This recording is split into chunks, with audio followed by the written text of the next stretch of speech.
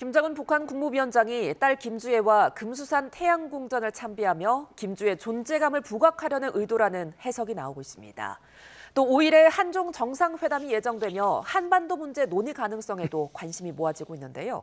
관련 내용 김열숙 한국군사문제연구원 안보전략실장과 함께 이야기 나눠봅니다. 안녕하십니까? 네, 안녕하세요. 예, 먼저 조금 전 위성락 청와대 국가안보실장이 한중 정상회담과 관련해서 브리핑을 했는데요. 관련 내용 듣고 오겠습니다. 한중 관계의 전면적인 복원이 한반도 문제 해결의 돌파구 마련에도 기여할 수 있도록 중국의 건설적인 역할을 당부하겠습니다. 민생과 평화는 서로 분리될 수 없으며 한중 양국 모두 한반도와 동북아의 평화 안정이라고 하는 공통의 목표를 가지고 있습니다. 한반도 문제 해결을 위한 현실적인 노력을 통해서 실현 가능한 길을 만들어갈 수 있도록 한중 간 전략적 소통을 강화해 나갈 것입니다. 네, 이재명 대통령 4일에서 7일의 방중에서 한중 정상회담을 할 예정입니다. 네, 조금 전 이제 들어본 녹취에서 눈에 띄었던 게 한반도 문제 해결에 대해 중국의 역할을 당부하겠다라고 했는데 어떤 이야기 오갈까요? 지난번에 우리 에이펙 한중 정상회담이 있었잖아요. 에이펙 정상회담이 있을 때 그때 한중 정상회담을 했잖아요. 한중 정상회담 하면서 그때도 아마 우리 대통령께서 대북 원칙, 정책의 원칙이라든지 그러면은 이제 북한과의 공동 성장 그리고 이제 평화 이거와 관련돼 가지고 충분히 저는 설명을 했다라고 생각을 해요. 이제 그때 당시에 이제 시진핑 주석이 얘기한 것은 지역의 평화 발전을 위해서 더 많은 에너지를 불어넣을 그런 용의가 있다라고 얘기를 했거든요. 아마 이런 것들을 염두에 두고 이런 말씀을 하지 않았는가라고 생각을 하는데요. 한국과 중국 사이에서 논의해야 될 문제가 있고 또 한국과 중국 사이에서 한반도 문제를 논의해야 될 부분이 있거든요. 그래서 예를 들어서 한국과 중국 사이는 공급망 문제라든지 서해의 불법 시설물 문제라든지 또는 이제 뭐라고 할까요? 불법 조업 문제 이런 것들이 있을 수 있지만 한반도 문제는 여전히 북한의 비핵화 문제 그리고 지금 남북한 간에는 모든 것이 다 이제 단절이 돼 있지 않습니까? 바늘 구멍 하나도 들어갈 틈이 없다고 대통령께서도 말씀을 하셨는데 그 문제를 풀어야 되는 거잖아요. 그래서 남북 간의 대화 문제라든지 이런 것들이 필요한데 지금은 전혀 방법이 없으니까 결국은 중국이 좀 건설적인 역할을 해달라 이렇게 얘기를 한 거죠. 그런데 최근 북한이 러시아와 굉장히 밀착 행보를 보이고 있는데 중국이 중간자 역할을 좀 할 수 있을까요? 저는 가능하다라고 생각을 합니다. 사실은 이제 작년 초에도 별로 이제 안 좋았고 이게 이제 풀어진 것이 작년도에 결국은 중국의 전성절 때 김정은을 초청을 했지 않습니까? 그래서 그 막루에 20개국 정상을 다 초청을 했지만 거의 이제 푸틴과 그다음에 김정은이 이제 두드러지게 돋보일 수 있도록 삼자가 거기에 막내에 설 정도로 그렇게 대우를 했거든요. 그러면서 북한과의 관계는 이제 좀 좋아졌다라고 생각을 합니다. 그럼에도 불구하고 좀 전에 제가 말씀을 드렸다시피 에이펙 정상회담 할 때는 이제 중국의 시진핑 주석이 직접 찾아가고 또 이번에 또 우리 대통령께서 찾아가고 하니까 기분은 좀 나쁠 수는 있지만 그렇다고 해서 중국을 러시아하고 관계가 지금 북한이 좋다고 해서 중국을 배척할 정도의 그런 상황은 아니거든요. 그렇기 때문에 충분히 그럴 가능성은 있지 않는가 이렇게 봅니다. 자, 그리고 또 한 가지 눈에 띄었던 부분이 우리 정부가 하나의 중국을 존중한다라고 밝히는데 이렇게 밝히는 건 처음 아닙니까?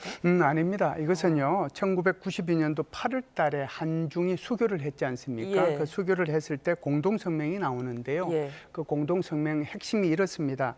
중국을 유일한 합법 정부로 인정하고 우리 대한민국은 그리고 오직 하나의 중국만이 있으며 대만은 중국의 일부분이라는 중국 측 입장을 존중한다. 그래서 여기 이제 두 가지가 서로 달라요. 하나는 중국이 현재의 중국이죠. 중국이 유일한 합법 정부는 그건 인정하는 거지만 대만이 중국의 일부라고 하는 것은 중국 측에 주장하고 있기 때문에 그것은 존중한다라고 했지 인정한다라고 얘기는 하지 않았습니다.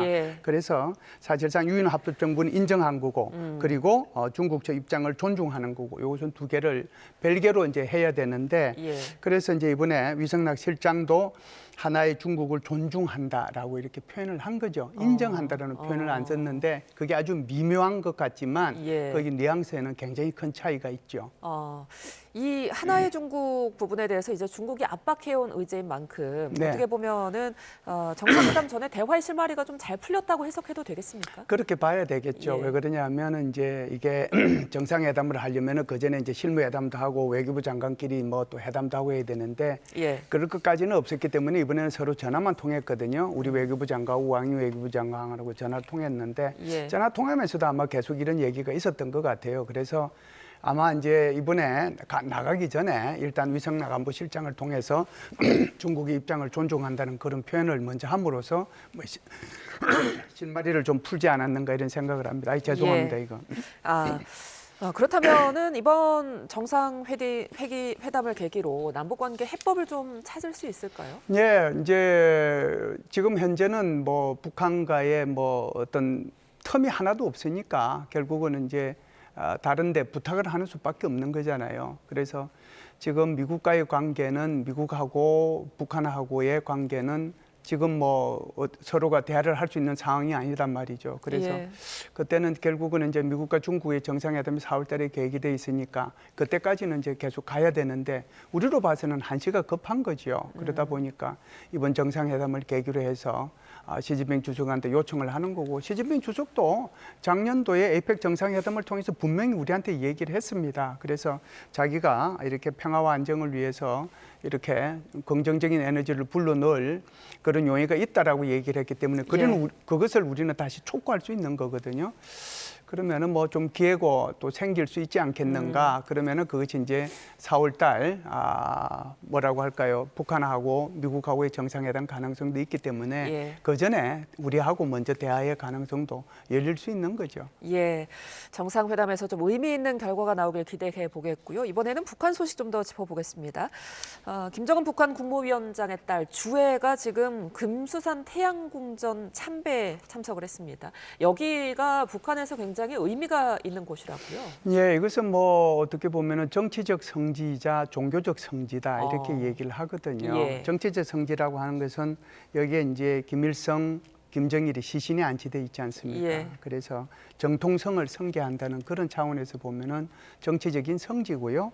종교적인 의미는 사실상 이제 수령의 영생론 이게 이제 무슨 얘기냐면은 육체는 죽어서도 그 수령이 이제 강조해 왔던 어떤 정치적인 생명은 영원하다. 예. 이것이 이제 북한에서 얘기하는 수령 영생론이거든요. 그런 의미에서 보면은 정치적 의미와 종교적 의미가 있는 곳이 바로 여기 금수산 태양궁전이다 이렇게 볼 수가 있죠. 그런데 이번에 보면 김정은 위원장이 아니라 이 딸 주애가 가운데 선 모습인데 이런 부분이 굉장히 이례적이죠.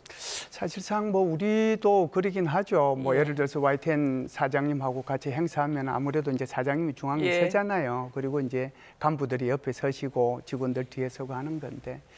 이제 좀 이제 심하게 나타나는 부분이 바로 이제 북한이라고 볼 수 있는데 예. 사실상 보면은 사진회라고 하는 것은 그 중앙에 선다는 것은 권력의 서열을 얘기하는 거거든요. 예.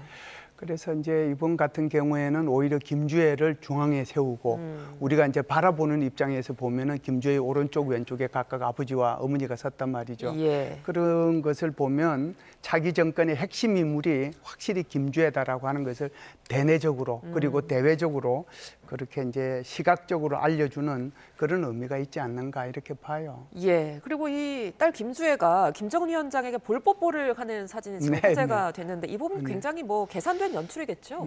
북한에서는 뭐 계산되지 않은 것이 하나도 없다라고 예. 봐야 되겠죠. 우리 한국에서는 아버지하고 뭐 딸하고 또는 아들하고 볼뽀뽀하는 게 뭐 아주 이제 수시로 있는 일이고 그러긴 하지만 예. 북한에서는 굉장히 드문 일이죠. 예.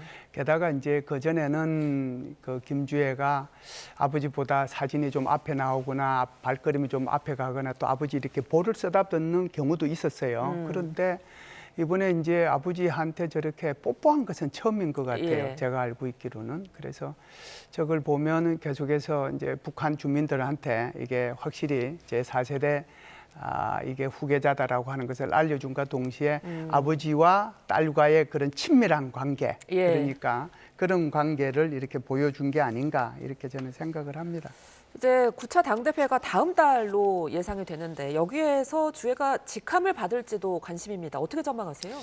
글쎄요, 지금 이제 김정은 같은 경우에는 총비서잖아요. 예. 그런데 제1비서가 비어 있긴 합니다. 그런데 이제 그것이 나중에 후계자가 될 사람한테 주기 위해서 그 자리를 비워놨겠죠. 그런데 김주애가 거기에 가기에는 너무 지금 벅차지 않습니까? 예. 2013년생이면 지금 이제 우리 나이로 뭐 13살, 예. 2살, 3살 됐는데 초등학교 6학년 이제 오래되면 이제 중학교 가겠지요. 이 정도 되는 어린 아이인데 아무리 제 4세대 그거라도 총비서 주기는 힘들 거예요. 그러면은 이제 고려해 볼 수 있는 것이 크게 두 가지가 있어요. 하나는 노동당 중앙위원회 후보위원 뭐 이런 것들을 통해서 후보위원으로 갔다가 이제 정위원으로 갔다가 이렇게 이제 직책을 부여할 수 있는 방법이 있고 예. 또 하나의 방법은 이제 청년 동맹에서 적절한 이제 직책을 부여받을 수 있는데 북한에서의 청년 동맹이라고 하는 것은 14살부터 30살까지 노동당 당원이 아닌 모든 청년들이 가입해 있는 곳이 여기 노동당 청년 동맹입니다. 예. 그래서 김정은 같은 경우에도 이게 청년 대장이라고 이게 이제 후계자 시설에 불렸거든요. 예. 그 청년 대장이라고 하는 것들을 통해 가지고 가는데 만 14살이니까 지금 김주애 같은 경우는 만 14살은 안 됐죠. 예. 그래서 청년 동맹의 청년 대장으로까지는 못 가더라도 청년 동맹에서 어떤 이제 일정한 직책을 좀 부여받을 수는 있지 않을까 그런 생각을 하는데 글쎄요, 우리 생각하고 북한 생각하고는 너무 생각이 달라서 우리 입장으로서 보면 우리나라에서는 상상도 못할 일이지만 예. 북한에서는 또 그런 것들이 불가능한 일도 아니잖아요. 그래서 아마 청년 동맹에서 어떤 직함을 만일 받는다면 받을 수도 있지 않겠는가 이렇게 봅니다. 근데 말씀해 주신 것처럼 김주애도 굉장히 어리고 그리고 김정은 위원장도 아직 만 41세로 젊은데 네. 그럼에도 불구하고 이렇게 4대 세습의 속도를 내는 모습은 어떻게 해석해야 될까요? 글쎄요, 이제 뭐 다른 사람들은 이제 이렇게들 얘기를 해요. 김정은의 이제 건강 상태를 얘기하는 거죠. 예. 원래 가지고 있는 기저 질환이 많다. 게다가 뭐 심장도 있고 고혈압도 있고 여러 가지가 있어서 예. 언제 뭐 이렇게 서든데스를 할 줄 모르니까 그래서 빨리 좀 넘기는 것이 좋겠다 해서 지금 이제 김주애한테 이렇게 초점을 맞추는 게 아니냐 이렇게 얘기를 하기도 하지만 제가 볼 때는 그래도 41살인데 41살, 2살인데 그 정도 되겠는가 이런 생각이 들어요. 그래서 예. 그것보다는 오히려 지금 북한 사회를 좀 고려한 게 아닌가. 왜 그러냐면 북한 사회에서 여성의 지위라고 하는 것은 한국처럼 이렇게 높지는 않거든요. 예. 여전히 이제 봉건 체제고 가부장적 제도가 있기 때문에 여성에 대한 지위는 낮단 말이죠. 예. 그런데 어느 날 갑자기 김주애가 나타나서 제4세대 이렇게 지도자라고 하면은 그걸 북한 주민들이 누가 그걸 수용하겠는가 그런 생각이 들 수도 예. 있거든요.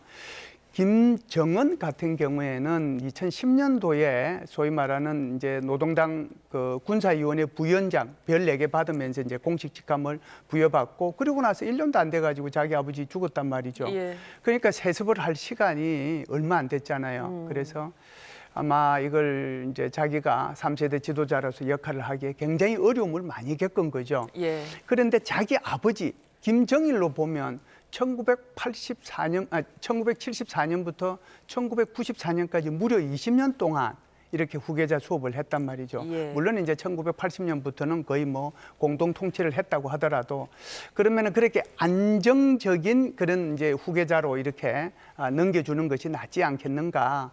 그런 생각 때문에 아마 지금 이렇게 서두르고 있다 이렇게 보여져요. 알겠습니다. 끝으로 이 질문 좀 드려볼게요. 김정은 위원장의 신년 경축 행사에서 어떤 대외 메시지 없이 내부 결속만 다졌거든요. 네네. 이 부분 어떻게 보셨어요?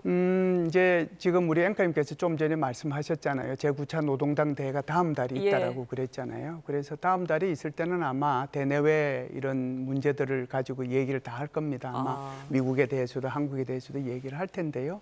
지금 아마 그것 때문에 그때 이제 할 얘기들을 지금 또 미리 얘기해버리면 그때 당시에 이제 총결산할 때 뭐 할 얘기가 없잖아요. 결론 부분에. 예. 그래서 아마 그 부분을 빼고 오히려 1월 1일이니까 오히려 이제 북한 주민들을 결속하고 체제를 결속하는 데 초점을 두고 또 이제 지금 저 김정은이가 저렇게 악수하고 있는 모습들도 나오지만 지금 우크라이나에 파병되어 있는 그 장병들 예. 또 그 장병들의 가족들 위로하는 데 초점을 둬서 체제를 결속시키는 데 초점을 둔 그런 행사 이었기 때문에 일부러 이제 대외 메시지는 안 내지 않았는가 이렇게 봅니다. 알겠습니다. 오늘 말씀 여기까지 듣겠습니다. 지금까지 김열수 한국군사문제연구원 안보전략실장과 함께했습니다. 고맙습니다.